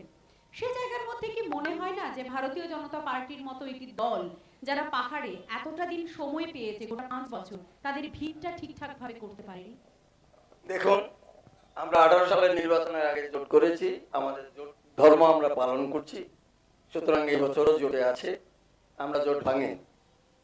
দ্বিতীয় কথা হচ্ছে, আমার বন্ধুরা যেভাবে বলছেন ভারতীয় জনতা পার্টির নদীর জয় সেখানেই, যেখানে যারা এতদিন বলতেন কাটা হাত কালো হাত ভেঙে দিন গুড়িয়ে দিন, যারা বলতেন চীনের দালাল চীনে যাও দেশ আমাদের করতে যাও, সেই কালো হাত আর সেই কাছি এক জায়গায় এসে গেছে ভারতীয় জনতা পার্টিকে ঠেকানোর জন্য। যদি যদি যদি ওনারা কেন হবে? কোনো ভয় নেই, কোনো ভয় নেই, আমরা জানি আমাদের কোনো আমাদের বৃহত্তর সাথে শুনেন, আপনি যখন বলছেন আমি কথা বলিনি, আপনি যখন কথা বলছিলেন আমি কথা বলিনি, আপনি যখন কথা বলছিলেন আমি কথা বলিনি। আমরা শুনলে খুশি হব। অ্যাঙ্কার একটা প্রশ্ন করেছিলেন, আমি সবকিছুই বলবো, আমি সবকিছুই বলবো, আমি আপনারা যতগুলি কথা বলছেন সবগুলি কথার উত্তর দেব। আমি ভীষণ ডকুমেন্টের কথা বলবো, সকলেই বলবো, কথা কথা বলার সুযোগ দিন। না, আমাকে জানতে চাই ভীষণ ডকুমেন্টের। না, আপনি যেটা বলছেন আমাদের ভীষণ ডকুমেন্টের, শুনুন, আমাদের ভীষণ ডকুমেন্ট এখন যদি আপনারা বের করেন, আমাদের কোথাও কথা ছিল না 50,000 চাকরি, কোথাও 50,000 চাকরি ছিল না। আমরা প্রথম বলেছিলাম কর্মচারীদের সপ্তম পে কমিশন দেব। আপনি শুনে নিন, আপনি শুনে নিন, আপনি শুনে নিন, ভীষণ ডকুমেন্ট আপনি পড়েননি, যার ফলে 50,000 টাকার কথা বলছেন। আপনি ভীষণ ডকুমেন্ট পড়েননি, কমিশন কাকে বলে এটা উনি বুঝতেন না, জানতেন না। না, আপনি যেটা বলছেন আমি উত্তর দিচ্ছি। আপনারা আপনাদের দলের কাকে প্রার্থী করবেন কি করবেন না এটা আপনাদের ব্যাপার, কিন্তু আমরা ভারতীয় জনতা পার্টি মনে করি উন্নয়নের নিরিখে আমরা আছি, যতজন একসাথেই আসুক না কেন আমাদের কোনো ভয় নেই, কারণ আমাদের এটাই সফলতা ভারতীয় জনতা পার্টিকে ঠেকানোর জন্য। আপনারা কোনো পঞ্চায়েতে একজন গরিব মানুষকে দিয়েছেন, আপনি কোনো পঞ্চায়েতে নগর পঞ্চায়েতে আপনারা কোনো রেকর্ড করেন না। 1,35,000 মানুষের ভাতা আপনারা খেয়ে ফেলেছেন, একজন ভাতা দেননি। যারা গরিব মানুষ বিসর্জন দেবে, বিসর্জন দেবে। আচ্ছা, আমি বলছি বাবু একটু কথাটা শুনুন, আমাদের কারো ভাতা কাটা হয়নি। 1,35,000 আপনি যেটা বলছেন আপনি শুনে নিন, আপনি শুনে নিন, আমাকে বলতে দিন। আমার গ্রাম বলো, সত্য কথা বলো। আপনি শুনুন, আর কথা শুনুন, মানুষের তো এখন ভূত ভূত তাকে বলছেন, ওই মানুষগুলোকে ভূত বলেছে। উনি যখন বলছিলেন আমি বলি সত্য বলে মিথ্যা বলে। এখন প্রশ্ন হচ্ছে আমাদের 1,35,000 কাটা গেছে কি 1,03,00,000 কাটা গেছে? শুনেন, আপনি শুনে নিন, 1,35,000 মানুষকে ভাতা দেবে, এটা আমাদের কমিটমেন্ট। 10,323 তাদের চাকরি বামফ্রন্ট দেবে, কমিটমেন্ট।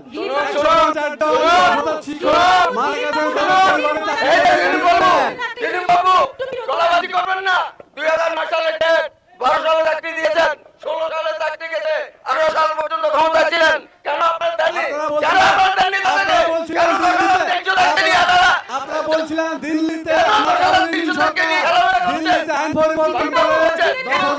ভারতে এসে চাকরি দেবো, হিম্মত হয়নি কেন? বলছিলেন দিল্লিতে পরিবর্তন করবো, পরিবর্তন করবো, আপনাদের কথা কোথায় গেল? কেন করলেন না আগে সেটা জবাব দিন। মিথ্যা কথা বলবেন, শুনুন, দিলীপ মাথা বাবু, কারো কাটা দিলীপ বাবু, হয়নি। আমি সবাইকে থামিয়ে দিই, তবে আপনি বলুন প্লিজ, আপনি একটু সংযত রাখুন। অসত্য আপনার কথা কাছে- বললে তো আপনি একটু ধরে আপনি ধরে মিথ্যা কথা আপনার বলছেন। কাছে হবে। আমি দিলীপ মিথ্যা বাবু, কথা আপনি বলছি। মিথ্যা কথা বলছেন, দিলীপ বাবু রাজনীতি দিলীপ বাবু করুন। বলুন। শুনুন, পরিচারিকা ভাতা সিডিপু বলছে ভাতা নিচ্ছেন, আসুন আমি আসুন। আপনার কাছে যে প্রশ্ন, আমি পার্থবাবুর মাফ করবেন, আমি দিলীপ বাবুর উত্তরে আপনার কাছে যাব না, আমি যে প্রশ্নটা রেখেছি সেটার উত্তরে আপনার কাছে যাব। পাহাড়ে আপনাদের কি মনে হয়, আপনারা কতটা সেখানে আপনাদের গড় স্থাপন করতে পেরেছেন? আমি এই উত্তরটা নেব। আমরা 100% আশাবাদী, যেহেতু আমরা জোট করেছি, আমরা জোট ধরন পালন করছি, আমরা বড় দল, জোট না করলেও আমরা জিততাম। এই সরকারে কিন্তু আমরা জোটে জোট 18 সালের নির্বাচনের আগে জোটকে সঙ্গে নিয়ে আমরা এসেছি, সরকার চালিয়েছি, সুতরাং জোট থাকবে। আমরা জোট ছাড়াও জিততে পারি, কিন্তু আমরা ছোট দল, তাদের সাথে আমাদের এমন কোনো ঘটনা ঘটেনি আমরা জোট থেকে বাদ দিয়ে দেব। সুতরাং তাদেরকে সঙ্গে নিয়ে আমরা চলছি। এবার কথা হলো, পাহাড়ে আমরা আশাবাদী, আমরা জনজাতিদের জন্য যে কাজ করেছি সেই কাজের নিরিখেই জনজাতিরা ভোট দেবেন। আমরা সারা রাজ্যে যে কাজ করেছি সেই নিরিখে মানুষ ভোট দেবে, কিন্তু তাদের কোনো সামনে কোনো দৃষ্টান্ত নেই যেটা নিয়ে মানুষের কাছে যেতে পারেন, যার জন্য তারা মানুষের দৃষ্টিকে ঘুরিয়ে তার জন্য মিথ্যা কথা বলে মানুষকে বিভ্রান্ত করার চেষ্টা করছেন। কোথাও ভীষণ ডকুমেন্টে 50,000 চাকরির কথা ছিল না, ছিল সপ্তম পে কমিশন হবে, সেটা দেওয়া হয়েছে, সব পূরণ হয়নি। তারপরে বলেছে রেগার ভাতা বাড়ানো আর রেগার মজুরি বাড়ানো হবে, 177 টাকা থেকে 212 টাকা হয়েছে, 50 টাকা আমার সবগুলো নিয়ে হচ্ছে। কাল হয়নি, কোথাও। বলেছে 240 টাকা হবে। আমি আমরা বলেছি, 240 টাকা হবে আমরা বলেছে। বলেছি যে এবার আমরা 240 টাকা হবে। দর্শকদের কাছ থেকে প্রশ্ন নেব, দয়া করে বছরে আপনারা 203 কাজ আমাদের হবে। বছরে 203 দিন। আর আপনারা যারাই বাংলাদেশ প্রশ্ন সবকিছু করবেন, আমাকে একটু বলতে দিন। আপনারা যারাই প্রশ্ন করবেন তাদের নাম এবং ঠিক কার কাছে প্রশ্নটা সেটা বলবেন। প্রশ্ন একটি, এক বাক্যে। প্রথম কে আসছেন?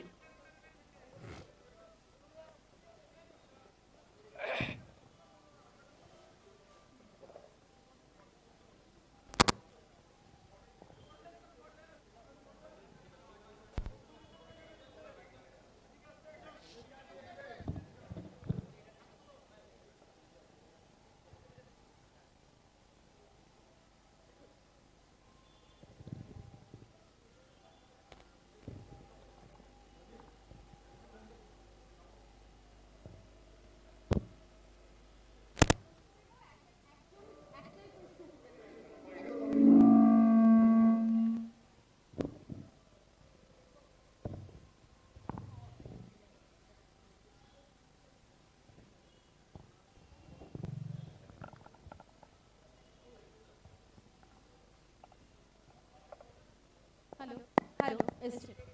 আমরা প্রশ্ন নেব, প্রথম কে আসছেন? আমি দিলীপ বাবুর কাছে কথা করতে চাই যে আপনি যে কইলেন কোন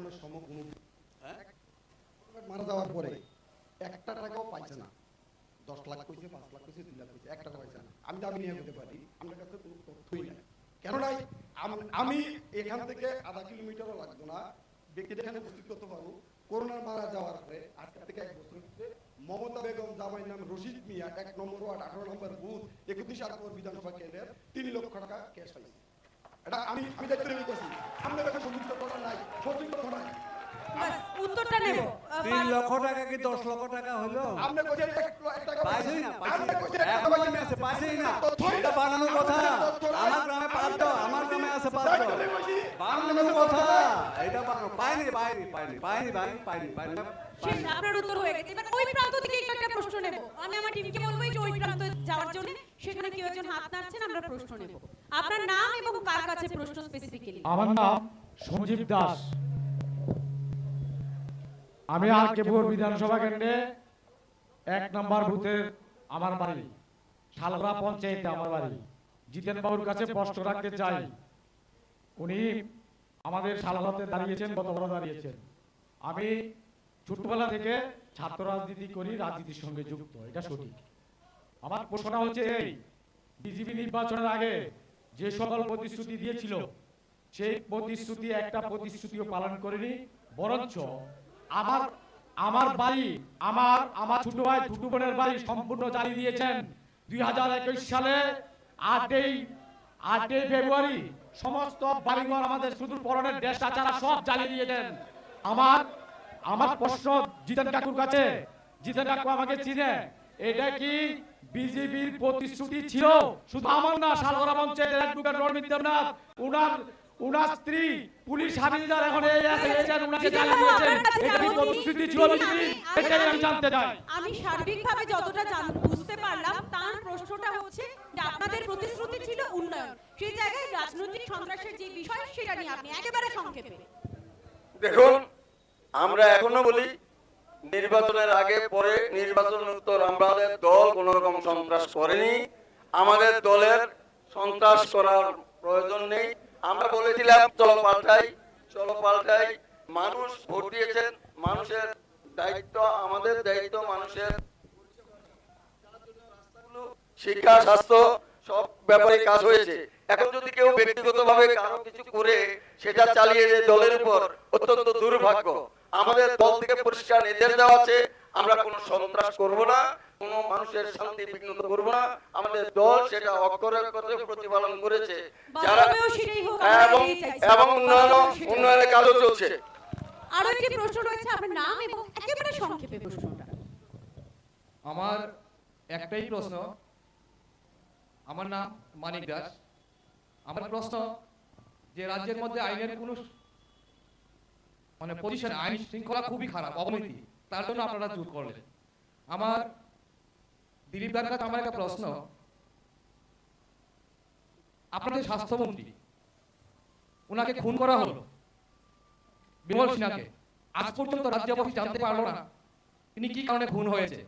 কিন্তু প্রশাসনের কাছে যে তথ্য, তখন আইনের অবনতি ছিল, আইনের ব্যর্থতার কারণে ওনার মৃত্যু হয়েছে। রাজ্যবাসীর কাছে কেন আপনারা এই রিপোর্টটা এখন পর্যন্ত পেশ করতে পারেননি? এক। আরেকটা প্রশ্ন, আপনাদের যে ভারতের কমিউনিস্ট পার্টি একটা সংগঠিত রাজনৈতিক দল, এমন কি পরিস্থিতি হয়েছে আমাদের যে আপনাদের বুথের যে ব্রাঞ্চগুলি আছে, সেই ব্রাঞ্চগুলি এখন পর্যন্ত সক্রিয়ভাবে কাজ করতে পারছে না? কেন পারছে? আমরা বললাম আইনের শাসন, এই কারণে কাজ করতে পারছে না। শুনুন, আপনাদের কাজ করতে পারছে না, এই কারণে কাজ করতে পারছে না। আপনাদের প্রশ্ন অপিনিয়ন নেবেন না প্লিজ, প্রশ্নটুকু করুন। আচ্ছা, আপনাদের কেন কাজ করতে পারছে না? আসলে আপনাদের যে সংগঠন ব্যর্থ সংগঠন, তাই কংগ্রেসের সঙ্গে আপনারা যুদ্ধ করতে বাধ্য হয়েছেন।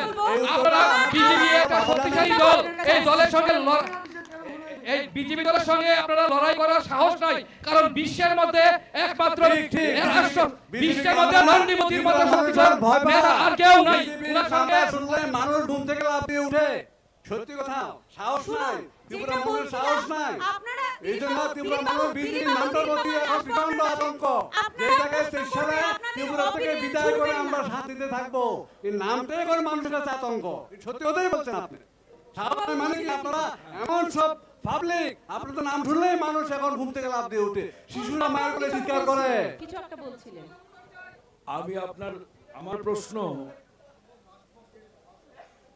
10,323 মাননীয় সুপ্রিম কোর্ট ত্রিপুরা সরকারকে বলেছে যে তাদেরকে বিকল্প ব্যবস্থা করতে সুপ্রিম কোর্টের আর কোনো আপত্তি নেই, এবং ত্রিপুরার বিজেপি সরকার সুপ্রিম কোর্টে এফিডেভিট দিয়েছে যে তাদেরকে চাকরি দেওয়ার ক্ষেত্রে কোনো বাধা রাখবে না, তাদেরকে চাকরি দেবে, এবং তার জন্য 2টি ছাড় দেওয়া হয়েছে, বয়সের ছাড় দেওয়া হয়েছে এবং তাদের যোগ্যতার ক্ষেত্রেও তাদের ছাড় দিয়েছে। সেটা মেনে এসে আমি বলছি যে 10,323 চাকরি গেছে, কোর্ট বেআইনি বলেছে, অসাংবিধানিক বলেছে, এখানে আগের সরকারের ত্রুটি ছিল, সেটা স্বীকার করে আমি বলছি আজকে বিজেপি সরকার সুপ্রিম কোর্টের প্রতিশ্রুতি দিয়ে এসেছে তাদের বিকল্প ব্যবস্থা করবে, কেন তাদের ব্যবস্থা করলো না? সেটা আগের কথা বলে তো হবে না, এখন কেন দেওয়া হলো না? এটা একটা ত্রিপুরা রাজ্যে বিপর্যয়। আসবো আপনার কাছে। আমরা দর্শকদের কাছ থেকে একেবারে শেষ প্রশ্ন নেব। আমি টিমকে অনুরোধ রাখবো একটু ওই পাশ থেকে নেওয়ার জন্য। এই পাশ থেকে দুটো প্রশ্ন হয়েছে, আমরা একটু ওই পাশ থেকে নেব।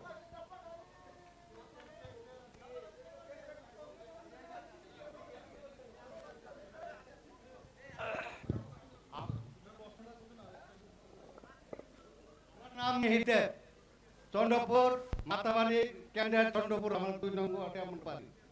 আমার কেন বাড়িঘর ভাঙা হইল? সিপিএম এর ভোট দেওয়াতে এবং সিআইটু সংগঠন করি, এই আমার অপরাধ।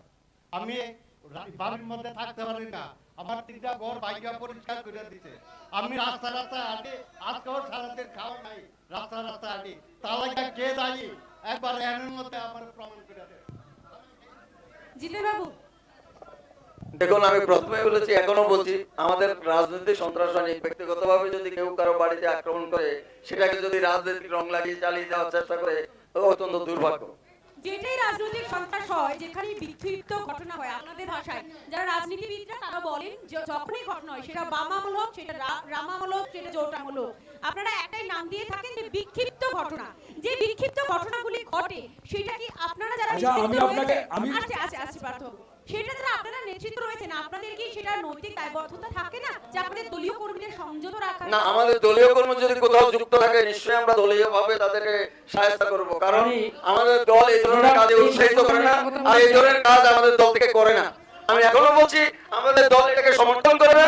যদি কোনো ঘটনা ঘটে, এটাকে আমরা মানি না। রামচন্দ্র কিন্তু এত মিথ্যা কথা বলতেন না। জিতেন কাকা, আমাদের রামায়ণের রামচন্দ্র এত মিথ্যাবাদী ছিলেন না। উনি সত্যের প্রতীক, এই জন্য রামকে আমরা শ্রদ্ধা করি। রাম এত মিথ্যা কথা বলতেন না। জিতেন কাকা, রামের শিষ্যরা যত মিথ্যা কথা বলছেন, রামায়ণের রাম এত মিথ্যা কথা বলতেন না। সত্যের প্রতীক রাম। এক মিনিট, জিতেন কাকুর কথার প্রসঙ্গে আমি একটা কথাই বলতে চাই। তিনি যে রাজনৈতিক হাঙ্গামা সন্ত্রাসটাকে ব্যক্তিগত পর্যায়ে নিয়ে তুলে ধরেছেন, যে ব্যক্তিগত আক্রোশের কারণে হয়তোবা কেউ কারোর বাড়িতে আক্রমণ করেছে, আমি বলতে চাই সরকার আপনাদের হাতে, প্রশাসন আপনাদের হাতে, মুখ্যমন্ত্রী আপনাদের, স্বরাষ্ট্র দপ্তর আপনাদের। যেই এই ঘটনা করে, অনৈতিক ঘটনা কারোর বাড়িতে ব্যক্তিগত কারণেই হোক, রাজনৈতিক কারণেই হোক, কেন তাদেরকে প্রশাসন তাদেরকে গ্রেফতার করে আজকের দিন পর্যন্ত কঠোর শাস্তি প্রদান করলো না?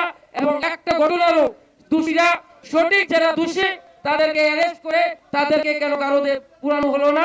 সেটার জবাব চাই। আমি উত্তম বাবুকে একটা কথা বলতে চাই, কোন থানায় কোন জায়গায় কেস করার জন্য আমরা কাউকে বাধা দিই না। আইনের পথে চলবে। যার বাড়িতে আক্রমণ হয়েছে, সে আসামির নাম দিয়ে অ্যারেস্ট করবে। অ্যারেস্ট করলে পরে যদি কোনো বিজেপির কার্যকর্তা তার জন্য সুপারিশ করে, তাহলে আপনি বলতে পারেন। আইনের পথে চলবে। আপনারা কেউ যদি চেষ্টা করে, তাহলে কি করা যাবে? প্রকৃত দোষীরা ব্যবস্থা হবে। এই সরকার আমল হবে না। দেশে যখন বামফ্রন্ট আসবে, সমস্ত বিচার তখন হবে।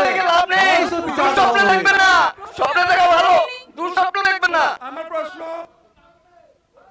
উত্তম পালের কাছে। আমার নাম দীপনারায়ণ কর। আমি ওনার কাছে জানতে চাইছি, বিগত দিনে আপনারা বলছিলেন যে আপনারা বাম বিরোধী, নানাভাবে আপনারা বাম বিরোধী আন্দোলন ছিলেন, অস্বীকার করব না। তো এমন কি হলো যে 5 বছরে যে যারা নৃশংস অত্যাচারী বামেরা, 5 বছরে, এই 5 বছরে আপনাদের একদম এত কাছের বন্ধু, আপনারা ওনাদের কুলে গিয়ে বসেছেন। তো এটা আমার প্রশ্ন। ভুলে গেলেন আপনাদের 2018 সালে না 13 সালে আপনাকে এবং আপনার যে গুরু, তথাকথিত গুরু আমরা জানি, হ্যাঁ, আপনাদের বাগমা বাজার ফেলে কারা মেরেছিল আপনাকে ভুলে গেছেন?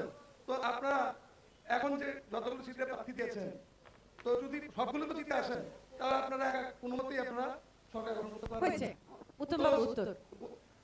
বড় ভাই, আপনারা তখন সেই বাংলাদেশের সাথে জোট করে সরকার গঠনের চেষ্টা করবেন। বড় ভাই, অনেক অনেক ধন্যবাদ। যে কথাটা আপনি বলেছেন যে কি এমন যদি সঠিক পরিবেশ, কথা বলার জন্য সঠিক পরিবেশই না থাকে, যেহেতু প্রশ্ন করেছে তাহলে উত্তরটা নিতে হবে এবং উত্তরটা শোনার জন্য ধৈর্য রাখতে হবে। যেহেতু দাদা প্রশ্নটা করেছেন যে কি এমন পরিস্থিতি তৈরি হলো, বামফ্রন্টের সঙ্গে আমাদের সিট শেয়ার নিয়ে যেতে হলো। জোট না, আমাদের সিট শেয়ারিং, আমাদের নেতৃত্বরা, আপনারা যদি শুনুন, আপনারা যদি বুঝুন তাহলে ভালো, না বুঝতে আমাদের কিছু করার নেই। আমরা সিট শেয়ারিং করে আমরা লড়তে যাচ্ছি। আপনাদের দাদা, আপনাদের রাজ্যের মুখ্যমন্ত্রী অর্থাৎ আমাদের মুখ্যমন্ত্রী বলেছে আমরা ভারতবর্ষের না পৃথিবীর সর্ববৃহৎ রাজনৈতিক দল, আমরা 60টা লড়বো। আপনারা কেন আইপিএফটির সঙ্গে জোট করছেন? এই প্রশ্নের উত্তর দেন। আপনারা কেন এই ত্রিপুরা রাজ্যের জনগণের সাথে ত্রিপুরা রাজ্যের ভাই বোনদের সাথে, ত্রিপুরা রাজ্যের শ্রমিকদের সাথে, ত্রিপুরা রাজ্যের মেহনতি কৃষক গরিব সার্বিক উন্নয়নের সাথে বামফ্রন্টের সাথে আমরা সিট শেয়ারিং করে ত্রিপুরা রাজ্যকে মুক্ত করব, প্রকৃতপক্ষে আমরা সুশাসন উপহার দেব। কথা হলো যে আপনারা যাদের জন্য তো লড়াই করছেন, এত চিল্লা ফাল্লা করছেন, এই গ্যারান্টি কেউ দিতে পারবেন নির্বাচনে লড়াই করার পরে উনি বিজেপি দলেই থাকবেন না? উনি আমাদের কাছে প্রমাণ, উনি এমন ব্যক্তি আছে, একসময় কংগ্রেস ছিলেন, ক্ষমতার জন্য তৃণমূলে চলে গেলেন, তৃণমূল থেকে আবার বিজেপিতে চলে গেলেন। এবার যে বিজেপি থেকে পাস করলে বিজেপি দলে থাকবে, গ্যারান্টি দেওয়ার ক্ষমতা আপনাদের নাই। ওরা আপনার আমার জন্য না, ওরা রাজনীতি করে টাকার জন্য, ওরা রাজনীতি করে ক্ষমতার জন্য। এমন বহু প্রমাণ আছে, বিজেপি থেকে পাস করে অন্য দলে চলে গেছে মন্ত্রীর বড় পদ পেলে। সুতরাং আপনার পরিশ্রম হবে, পটাশ্রম হবে, টাকা দিলে ক্ষমতা দিলে উনি চলে যাবেন, অন্য দলে চলে যাবেন। সুতরাং কার জন্য পরিশ্রম করছেন পাবেন। বিজেপি আইপিএফটি থেকে 8 জন এমএলএ পদত্যাগ করে অন্য দলে যোগ দিয়েছে। এটা টাকা পেলে চলে যাবেন। পদত্যাগ করেছেন, ইতিহাসে নেই। এই বিজেপি দল থাকবে না, আপনাদেরকে ব্যবহার হবে। সমস্ত বিরোধীরা ঐক্যবদ্ধ হয়েছে, বিজেপি দল থাকবে না। আর সন্ত্রাস যাদের কোনো অস্তিত্বই নেই তারা থাকবে, বিজেপি দল থাকবে না। দারুণ কথা। পরিচালনা করেছে এবং আমরা অবশ্যই ধন্যবাদ জানাই আমাদের আরক্ষা কর্মীদের যারা আমাদের আজকে সঙ্গ দিয়েছে। এই মুহূর্তে কুরুক্ষেত্রের আয়োজন আমরা গৌহাটি জেলার উদয়পুর থেকে এখানেই শেষ করছি। দেখা হবে আপনার বিধানসভায় কুরুক্ষেত্র নিয়ে। নমস্কার। 16 ফেব্রুয়ারি ত্রিপুরা বিধানসভা নির্বাচন।